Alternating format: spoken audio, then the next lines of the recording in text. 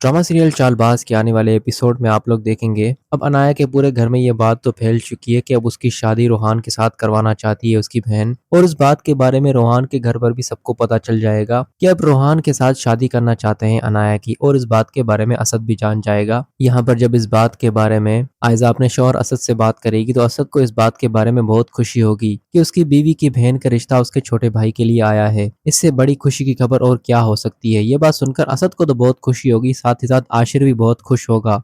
लेकिन जब ये बात रोहान को पता चली कि तो रोहान को इस बात के बारे में सुनकर काफी हैरानगी होगी और अचानक से उसे शौक लगेगा कि अचानक से अनाया की शादी मुझसे, इसके बारे में तो उसने बिल्कुल भी नहीं सोचा था। लेकिन ये सब कुछ तो आयजा करवाना चाहती है ताकि उसकी बहन अनाया का पीछा छूट जाए शायान से, क्योंकि शायान के बारे में वो अच्छे से जान चुकी है कि वो एक अमीर बाप की बिगड़ी हुई औलाद है और वो इस तरह हमारा पीछा नहीं छोड़ेगा। मुझे जल्द से जल्द अनाया की शादी करवानी होगी और कहीं और क्यों बल्कि अपने छोटे देवर से ही उसकी शादी करवा देती हूँ ताकि अनाया मेरी नजरों के सामने रहेगी और फिर से अगर वो कोई गलती करने की कोशिश करेगी तो कम से कम वो मेरी निगरानी में तो होगी, क्योंकि यहाँ पर घर आकर बार बार उसे समझाना मुझसे नहीं होता। जब मैं उसकी शादी अपने छोटे देवर से करवा दूंगी तो वो मेरी नजरों के सामने रहेगी और फिर मैं देखती हूँ शायान क्या करता है। लेकिन इस बार अनाया बहुत बड़ा कदम उठाने जा रही है और इस बात के बारे में अपनी माँ को साफ साफ धमकी भी देती है कि अगर आपने ताया अबू से इस रिश्ते से इनकार नहीं किया तो मैं उन्हें साफ साफ बता दूंगी कि मैं किसी और को पसंद करती हूँ, मैं रोहान से शादी नहीं करना चाहती और ना ही रोहान मुझे पसंद है। ये बात अनाया का बाप सुन लेगा और अनाया को आकर जोरदार थप्पड़ मार देगा